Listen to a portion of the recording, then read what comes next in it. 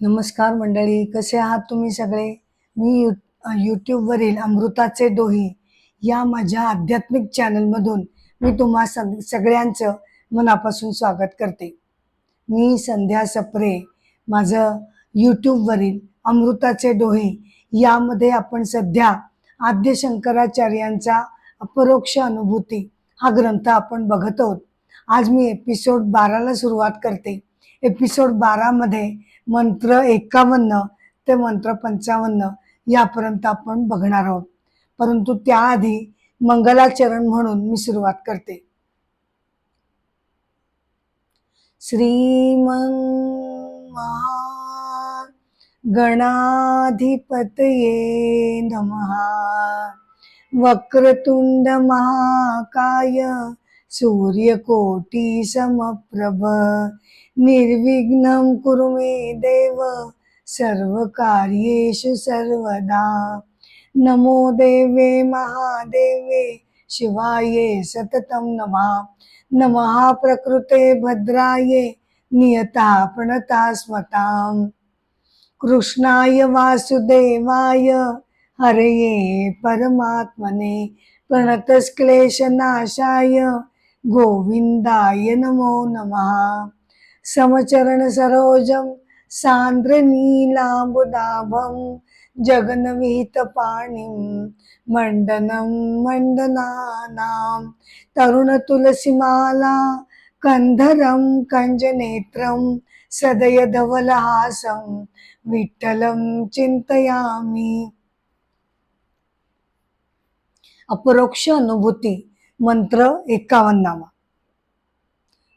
सुवर्ण जायमन्यस्य सुवर्णत्वं च शाश्वतं ब्रह्मणो जायमानस्य ब्रह्मतत्वं च तथा भवेत. म्हणजे काय की सोन्याच्या दागिन्यामध्ये जसं सोनं दडलेलं असतं त्याचप्रमाणे आपण प्रत्येक जण त्या परमेश्वरापासूनच निर्माण झालेलो असल्यामुळे आपल्या प्रत्येकामध्ये परमेश्वर तत्व हे असतंच असतं. किती अर्थपूर्ण आणि अतिशय सुंदर असा हा मंत्र आहे. हा मंत्र आपल्याला आश्वस्त करतो की तुम्ही वाईट नाही आहात. तुमच्या प्रत्येकामध्ये ईश्वर तत्व वसलेलं आहे आणि म्हणून तर आपण पापकर्म, गुन्हे, नंतर वाईट वागणं या कोणत्याही गोष्टींचं आपण कधीही समर्थन करू शकत नाही. अगदी आपण उचललेलं पाऊल कितीही जरी योग्य असेल, कितीही जरी न्यायपूर्ण असेल, तरी सुद्धा त्यानं समोरच्याला दुखावलं जाणार आहोत, समोरच्याला इजा होणारे या भीतीनं मन व्याकुळ होतं. अगदी अर्जुनाचं असंच झालं की नाही. भगवद्गीता अध्यायाची पहिल्याची सुरुवात मुळी अर्जुनाच्या दुःखानच होते. आता त्याला माहिती नव्हतं का की समोर सगळे कौरव उभे राहणार आहेत, नंतर पितामह भीष्म असणार आहेत, सगळे आपले स्वजन असणार आहेत आणि त्यांनी आपल्यावर अन्याय केलाय. आपण त्यांच्याकडे 5 गावं मागितली ती सुद्धा त्यांनी दिली नाहीत. त्यामुळे अपरिहार्यपणे नाईलाजानं आपल्याला युद्धाला उभं राहावं लागतंय. हे सगळं त्याला माहिती होतं. परंतु जेव्हा प्रत्यक्ष रणांगणात त्यानं आपल्या स्वकीयांना समोर बघितलं तेव्हा त्याचं मन कळवळून गेलं. युद्ध करणं कुणालाच त्यांना नकोच होतं. पांडवांना 10ची बोलणी केली, सगळं केलं, पण समोरचा जर ऐकतच नसेल तर धर्म पालनासाठी, आत्मसन्मानासाठी युद्ध करणं हे क्रमप्राप्त होतं. परंतु तरी सुद्धा अर्जुनाचं हृदय कळवळलं. हीच ती आपल्यातील ईश्वरीय वृत्ती. ईश्वर म्हणजे कोण असतो तर ईश्वर म्हणजे शांततेचं, आनंदाचं प्रतीक मानलं जातं. मांगल्याचं ते प्रतीक आहे. तेच प्रतीक आपल्या हृदयात सुद्धा बसलेलं आहे. त्यामुळे अर्जुन जो व्यथित झाला, मी लढणार नाही असं म्हणाला, म्हणजे तो घाबरला का? नाही, अजिबात नाही. तो महायोद्धा होता, त्यामुळे तो घाबरला नाही. उलट त्याच्या त्या दुर्बलतेचं ते लक्षण नसून त्याच्यातील ईश्वरीय अंशाची प्रचिती अर्जुनानं त्याच्या रुजू स्वभावानं, कोमल स्वभावानं आपल्याला सगळ्यांना करून दिली. आणि त्यामुळेच आपल्या प्रत्येकाची ही जबाबदारी ठरते की माझ्यामध्ये ईश्वरीय वास करून राहिलेला आहे. भले आयुष्यभर अगदी प्रत्येक क्षण मी जरी त्याप्रमाणे त्या वृत्तीने नाही वागू शकले तरी सुद्धा मनामध्ये ती जाणीव व्हावी आणि त्याप्रमाणे वागण्याचा आपल्याकडनं आटोकाट प्रयत्न व्हायला हवा. जे जे भेटे भूत ते ते जाणीजे भगवंत, हा भक्ती योग निश्चित जाण माझा. संत ज्ञानेश्वर माऊलींचे हे उद्गार आहेत आणि त्यांनी काढले, ज्यांना समाजानं आतोनात छळलं परंतु तरी सुद्धा त्यांच्यातलं ईश्वरीयत्व सदैव जागृत होतं. ते जणू साक्षात परमेश्वर स्वरूप होते म्हणून त्यांच्या अंतःकरणातनं हे सहज उद्गार निघाले. आपण एक कथा बघूया. स्वामी स्वरूपानंद, पावसचे स्वामी स्वरूपानंद वारकरी संप्रदायाचे ते प्रमुख संत होते. त्यांना आप्पा म्हणून संबोधत असत. त्यांनी वयाच्या 20व्या वर्षी त्यांचे गुरु बाबा महाराज वैद्य यांच्याकडून त्यांनी संन्यास दीक्षा घेतली. त्यांचा ज्ञानेश्वरी आणि भगवद्गीता यावर अत्यंत सखोल अभ्यास होता. त्यांनी भक्तांना रामकृष्ण हरी हा बीजमंत्र सगळ्यांना दिला. ते शिष्यांना सोहम साधना शिकवत असत. वारकरी संप्रदाय हा महाराष्ट्रातील एक प्रमुख संप्रदाय आहे. संत श्रेष्ठ निवृत्तीनाथांनी वारकरी संप्रदायाची त्यांनी तो उगम त्याचा चालू केला असं मानण्यात येतं. या संप्रदायाची परंपरा आपल्याला त्याच्या मुळापर्यंत म्हणजे पार वैदिक कालापर्यंत आपल्याला नेता येते. वारकरी संप्रदायाचा जो मूळ स्रोत आहे तो आहे ऋतधर्म. बर का, ऋतधर्म वैदिक कालामध्ये ऋतधर्म प्रचलित होता आणि त्याचे भगवान होते भगवान वरुणदेव. हा जो ऋतधर्म आहे तो त्यागप्रधान ऋतधर्म आहे. धर्म, ज्ञान, संस्कृती यावर तो आधारलेला आहे. ऋत म्हणजे समाज धारणेसाठी जे जे योग्य नीतीपूर्ण असेल ते ऋत आणि समाजासाठी जे अयोग्य असेल त्याला अनृत म्हटलं जाईल. ऋतधर्माची प्रमुख संकल्पना अशी होती की समाजामध्ये 3 घटक वावरत असतात. एक व्यक्ती, दुसरा समाज आणि तिसरी परमेष्टी. व्यष्टी, समष्टी आणि परमेष्टी या 3 घटकांचं एकमेकांमध्ये सलोखा हवा, सामंजस्य हवं. त्यामुळेच व्यक्तीची जी इच्छा किंवा कामना असेल ती समाजाच्या विरोधात जाणारी नसावी, म्हणजेच त्याच्या सगळ्या कामना मंगल असाव्यात, नीतीपूर्ण असाव्यात. हाच ऋतधर्म पुढे भागवत धर्म म्हणून महाभारतामध्ये प्रचलित झाला आणि मग तोच पुढे वारकरी संप्रदायाचं त्यानं रूप घेतलेलं आहे. स्वामी स्वरूपानंदांनी आपल्या शिष्यांना सोहम साधना शिकवली. म्हणजे काय सोहम साधना म्हणजे काय तर सोहम साधना म्हणजे ही श्वासाच्या लयबद्धतेवर ती मुख्यत्वे अवलंबून असते. ही एक ध्यान प्रक्रिया आहे ज्यामध्ये श्वासावर आपण लक्ष केंद्रित करतो. श्वास आत घेताना सो असा उच्चार केला जातो आणि श्वास बाहेर टाकताना अहम असं मनातल्या मनात म्हटलं जातं. सोहम म्हणजे काय, सो म्हणजे ते परमेश्वर, परमेश्वर तत्व आणि अहम म्हणजे मी त्याच्यामध्ये विलय होणं म्हणजे सोहम. म्हणजे ते तू आहेस, परमेश्वर तत्व हे तू आहेस. तत्वमसी हे जे महावाक्य आलेलं आहे म्हणजे सोहम. तर ही सोहम साधना त्यांनी प्रत्येकाला शिकवली.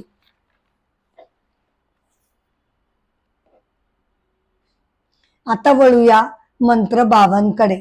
स्वल्पमाप्यनंतरम कृत्वा जीवात्म परमात्मनो या संतिष्ठती मुषत्मा भयम तस्याभिभाषितम. म्हणजे काय की अज्ञानीला सदैव सगळीकडे परकेपणा जाणवत असतो. हा वेगळा, तो वेगळा, मी वेगळा, असा परकेपणा, आणि त्यामुळे त्याला भीती वाटत असते. कधी राग येत असतो, कधी द्वेष येत असतो. हे सगळं वेगळे वेगळेपणा बघितल्यामुळे हे घडून जातं. आपलं हे रोजचं जग कसं आहे, इथे हजारो लोक आहेत, प्रत्येक जण प्रत्येकापासून वेगळा आहे. त्यामुळे काय होतं की माझं मन काही अजून तेवढं कोमल नाही की मी प्रत्येकाला ईश्वर स्वरूप मानावं. भले मला ते वेदांत सांगतो, माझ्या बुद्धीला पटतं, पण माझ्या वागण्यातून ते काही अजून नीट दाखवलं जात नाही. मला अजूनही राग येतो, कोणी बोललं की संताप येतो, क्रोध येतो, कोणी मला आवडत नाही, हे सगळे विकार माझ्या मनामध्ये चालू राहतात. मग आता हे कसं काय जमायचं, नाही का? इक्वेशन हे जमायचं कसं? कारण वागताना तर द्वैतपणे म्हणजेच परकेपणाने मी वागतच असते. मग हा प्रश्न सॉल्व्ह व्हायचा कसा? तर आता बाबा व्यावहारिक जगतामध्ये मला दिवस काढायचे, त्यामुळे मला काही ना काही परकेपणा थोड्याफार प्रमाणात जिथे आवश्यक आहे तो तर दाखवावाच लागणार. त्याला काही इलाज नाही. मग काय करता येईल? तर मनामध्ये मला तो अद्वैत भाव आणता येईल. मनामध्ये मला ती जाणीव व्हावी की बाबा व्यवहारामध्ये मला थोडंफार कधी कटू बोलावं लागतं, थोडंफार कधी कधी रागाने बोलावं लागतं, मान्य. पण मनामध्ये प्रत्येक जण ईश्वर स्वरूप आहे ही मनामध्ये जाणीव व्हावी. आता जर माझा नोकर माझ्याकडे कामाला असेल आणि मी त्याला सगळं व्यवस्थित पगार देते, तर अर्थातच मी अपेक्षा करणार की त्यानं माझं काम नीट करावं. तेव्हा मी काय असं म्हणू शकत नाही की जाऊ दे रे, बरं तू नाही कामं केलीस तरी चालेल, तू काय आणि मी काय, आपल्यामध्ये आत्मतत्व एकच आहे. अशा वृत्तीने जर आपण वागायला लागलो तर समाज धारणा कोलमडून पडेल. त्यामुळे तसं करता येणार नाही. त्याच्याकडनं काम करून तर घ्यावंच लागेल, परंतु मी काय करू शकते, मी त्याला तुच्छतेनं कधी वागवणार नाही. मी त्याचा मान राखून त्याला नीट वागणूक देऊन त्याच्याकडनं मी काम करून घेईन. माझ्या मनामध्ये दया हवी, ममता हवी, हे सगळं असेल तर मनामध्ये तो अद्वैत भाव आहे असं मी म्हणू शकते. गीता अध्याय 16 श्लोक 4 मध्ये भगवान असं म्हणतात की निष्ठुरपणा, दंभ, दर्प हे सर्व आसुरी संपत्तीमध्ये येतात. आसुरी संपत्ती म्हणजे मनुष्याचे जे दोष आहेत, त्याच्या वागणुकीतले जे दोष आहेत वर्तनाचे, ते आसुरी आहेत, म्हणजेच वाईट आहेत. याचं मुख्य कारण अज्ञानामध्ये लपलेलं असतं. मूलतः आपण सगळेजण परमेश्वराच्या एकाच अतूट धाग्यानं एकमेकांशी बांधलेलो आहोत हे आपण विसरून जातो. संत श्रेष्ठ तुकाराम महाराज म्हणतात, विष्णुमय जग वैष्णवांचा धर्म, भेदाभेद भ्रम अमंगळ. ते अगदी स्पष्टपणे भेदाभेदाचा धिक्कार करतात.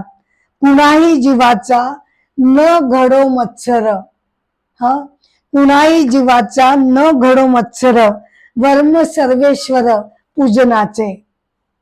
किती सुंदरपणे त्यांनी पूजनाचा अर्थ आपल्याला सांगितलेला आहे की बाह्य दृष्टीने तुमचं पूजन भले योग्य असेल, पण मनामध्ये मत्सर असेल, राग असेल, हे विकार जर प्रचंड बळावलेले असतील तर त्या पूजनाला खरा अर्थ येत नाही.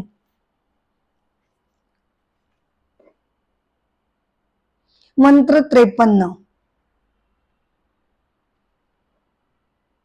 यांना ज्ञात्मा द्ववेद द्वैत नितरस्तत्र पश्यति आत्मत्वेन यदा सर्व नेतरस्तत्र चान्वपि. जेव्हा अज्ञानातून द्वैत निर्माण होतं तेव्हा एक जण दुसऱ्याला बघतो, आत्मज्ञानीसाठी कोणीच फरक नाही. जे जे दिसत आहेत त्यांच्यामध्ये मी आहे, माझ्यामध्ये ते आहेत, माझ्यामध्ये परमेश्वर आहे, त्यांच्यामध्ये परमेश्वर आहे. सगळेच बरोबरच खून घालून सगळेच एकच परमेश्वर स्वरूपी होऊन जातात. आपलं equation A is not equal to B, B is not equal to C म्हणून परकेपणा दिसतो. भेदाभेद रागाराग हे करणारं नेमकं आहे कोण? तर हे आहे आपलं मन, नाही का? मनामध्ये या सगळा राग असतो. तर त्या मनाला आवरूनच धरावं लागतं. गीता अध्याय 6 याच्यामध्ये भगवंत असं म्हणतात की ज्ञानी हे मन आवरून धरतो आणि केवळ तो आत्म्याच्याच ठिकाणी तो स्थिर राहत असतो. तेव्हा त्याला योगयुक्त साधू झाला असं म्हणता येतं. आपल्याला सुद्धा ही स्वयंशिस्त मनावर आणावीच लागते. कारण नाहीतर मग काय होतं, परकेपणातून अजून परकेपणा वाढतो, रागातून अजून राग वाढतो, द्वेषातून अजून द्वेष उसळ्या मारू लागतो.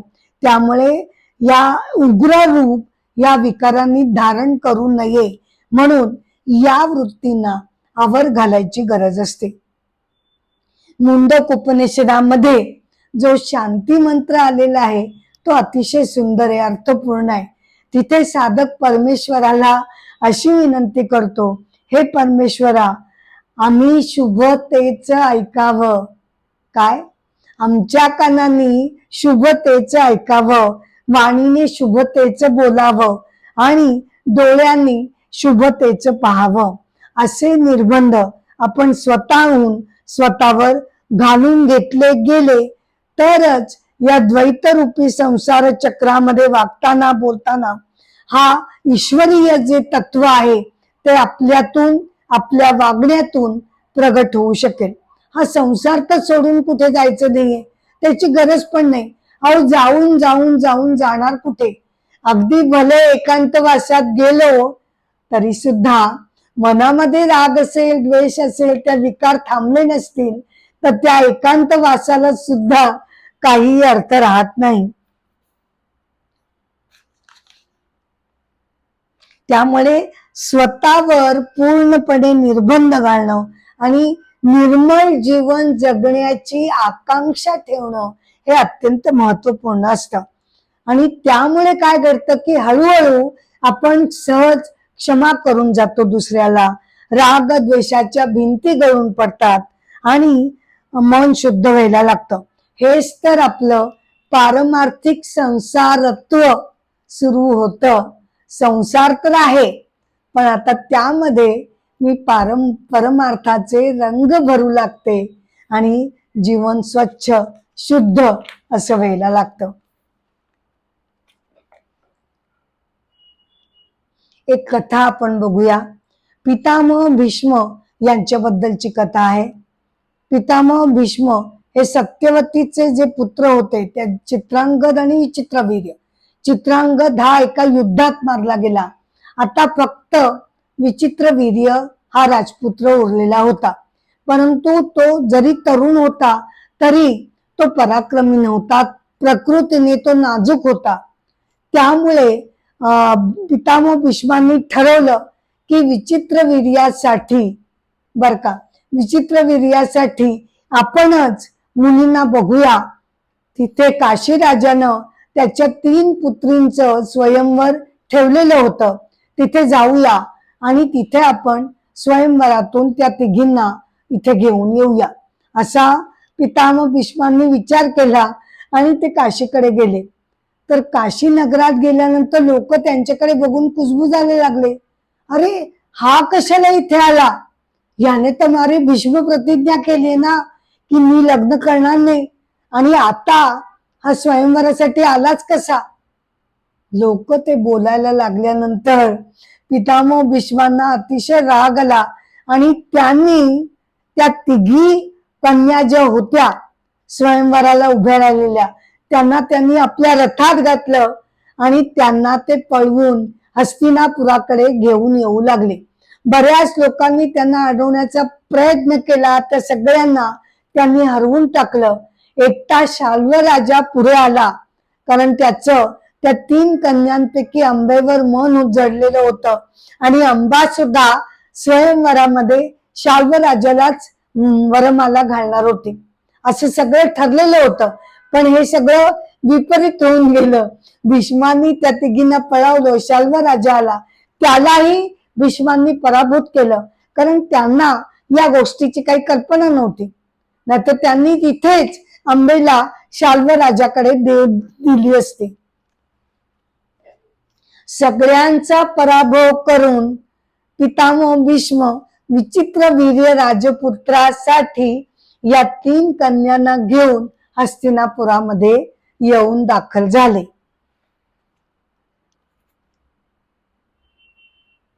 मंत्र 54. यस्मिन् सर्वाणि भूतानि यात्मत्वेन विजानतः न वै तस्य भवेन्मोहो न च शोको द्वितीयतः. म्हणजे काय?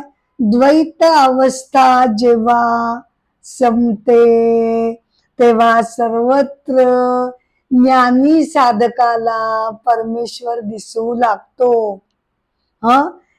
ते सगळं जाणल्यामुळे त्याची दुःख नष्ट होऊन जातात. सगळे विकार हे कशामुळे उद्भवतात?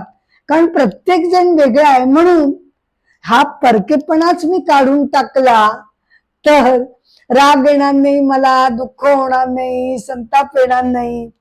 ईशावास्योपनिषद मध्ये असं म्हटलंय की यस्मिन् सर्वाणि भूतानि आत्मा एव अभूतनतः विजानतः तत्र को मोह का शोका एकत्वम अनुपश्यतः.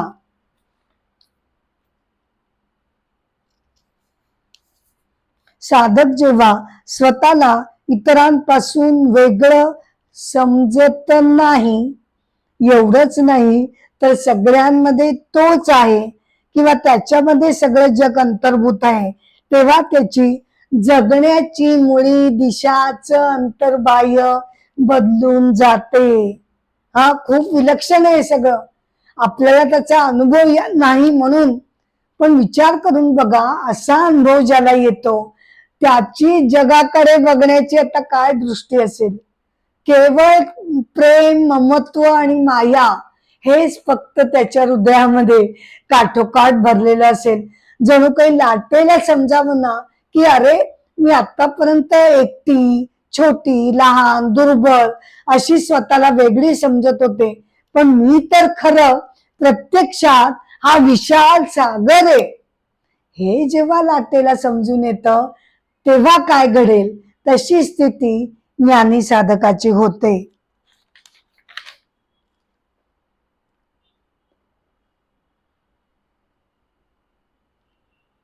गीता अध्याय 5 मध्ये भगवंत असं म्हणतात, लभन्ते ब्रह्मनिर्वाण मृषा क्षीण कल्मषः छिन्न द्वैधास यतात्मनः सर्वभूत हिते रतः.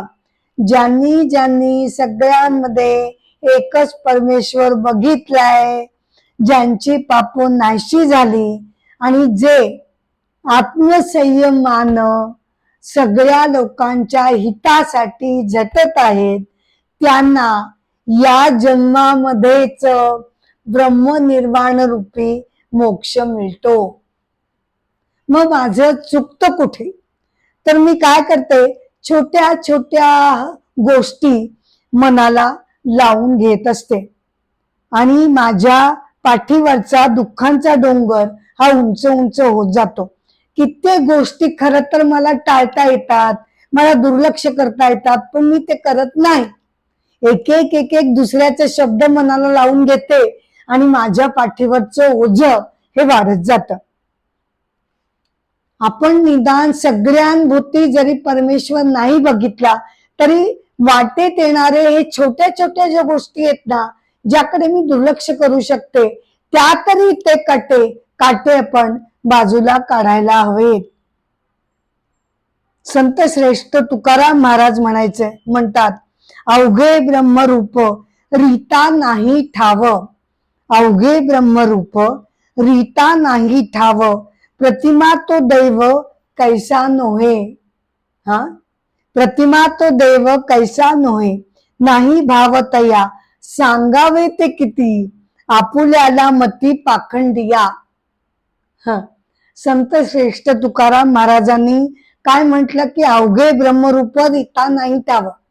एकीकडे ते परमेश्वराचं सर्व व्यापित्व आपल्याला मान्य करून दाखवतात आणि त्याचबरोबर त्याचा दुसरा अर्थ, दुसरी बाजू अतिशय सुंदरपणे ते उलगडून दाखवतात.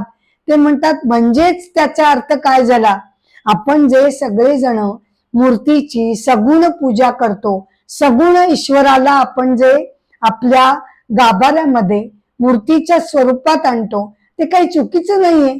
कारण जर परब्रह्म सगळीकडे आहे तर तो त्या मूर्तीमध्ये नाहीये का, आहे. कित्येक तार्किक लोक असं म्हणतात की काय या मूर्तीमध्ये काय अर्थ आहे, त्याच्यामध्ये काय देव बघायचा.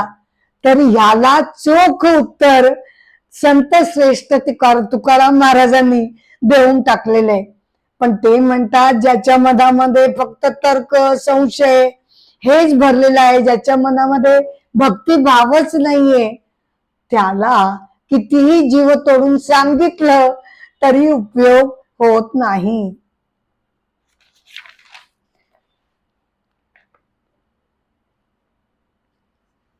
आता वळूया मंत्र 55कडे. अयमात्मा हि ब्रह्मेव सर्वात्मकतया स्थितः इति निर्धारितम श्रुत्या बृहदारण्यक संस्थया. म्हणजे काय, बृहदारण्यक उपनिषदाचा दाखला इथे आदि शंकराचार्य आपल्याला देत आहेत.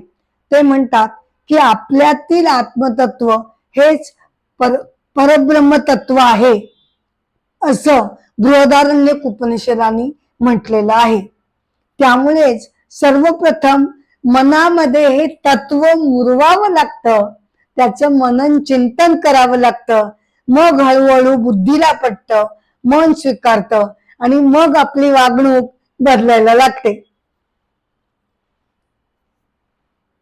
आता एपिसोड 12 मंत्र 51 ते 55 हा जो एपिसोड 12 आहे त्याची सांगता मंत्र 55 मी करत आहे, परंतु एका कथेनं मी त्याची सांगता करते. कथा आहे आदि शंकराचार्यांची बर का. आदि शंकराचार्य जेव्हा भारत भ्रमंतीला निघाले तेव्हा एकदा त्यांना दूरवरून आपली माता आर्तपणे आपल्याला साथ घालते असं त्यांना त्यांच्या कानांना ऐकू आलं. जेव्हा त्यांनी त्यांचे गुरु गोविंद पादाचार्य यांच्याकडे 3 वर्ष शिक्षण घेतलं तेव्हा त्यांना हठयोग सुद्धा प्राप्त झालेला होता आणि अनेक सिद्धी सुद्धा त्यांना मिळालेल्या होत्या.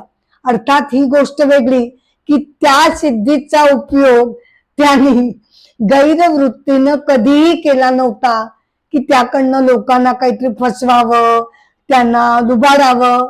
छे छे, अशी तर कल्पना त्या महात्म्यांना कधी केलीच नव्हती.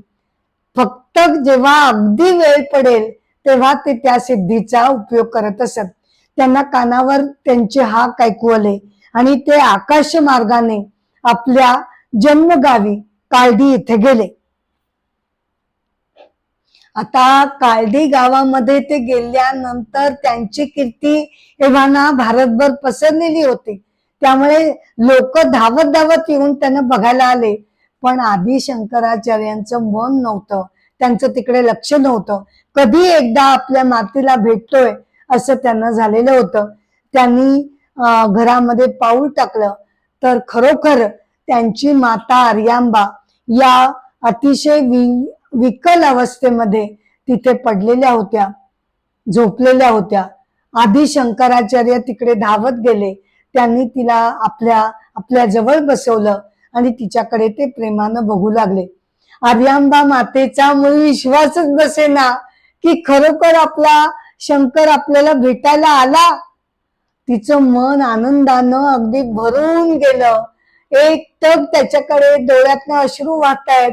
प्रेमानं ती आपल्या एकुलते आहेत पुत्राकडे बघायला लागली. कसा विलक्षण क्षण असेल तो. हा, ती म्हणाली, बाळा आलास तू, माझं जीवन धन्य झालं. आता तुझ्या मांडीवर डोकं ठेवून मी सुखानं माझा शेवटचा क्षण घेईन. माझा मृतदेह त्याग मी करू शकेन. तुझी कीर्ती मी सगळ्या लोकांकडनं ऐकत असते आणि बाळा माझं मन कौतुकानं तुझ्याबद्दल भरून येतं रे. मला मला तू परमेश्वर दर्शन करून देशील का? तिनं भाबडेपणा विचारलं आणि आदि शंकराचार्यांनी अगदी हळुवारपणे, त्यांचेही डोळे भरून आले ते, तिला आपल्या मांडीवर घेतलं आणि ते अच्युतम केशवम हे अष्टक त्यांनी तिथल्या तिथे रचलं आणि ते गुणगुणू लागले. ते ऐकता ऐकताच त्यांच्या मातेनं, आर्यांबानं देहत्याग समाधानानं केला. इथे एपिसोड 12वा याची मी सांगता करते, पण तुम्हाला मनापासून विनंती करते की कृपया YouTube वरील अमृताचे डोही या माझ्या चॅनलला कृपया तुम्ही शेअर करावं, लाईक करावं आणि सबस्क्राईब करावं, ही माझी नम्र विनंती आहे. एपिसोडची सांगता मी गजरानं करत आहे. जय जय राम राम कृष्ण हरी, जय जय राम राम कृष्ण हरी हरी, राजा राम कृष्ण हरी, राजा राम कृष्ण हरी हरी, जय जय राम राम कृष्ण हरी हरी. नमस्कार. मंत्र 55 इथे 55वा आपण इथे समाप्त केलेला आहे. त्यांनी आपण एपिसोड समाप्त केला आहे.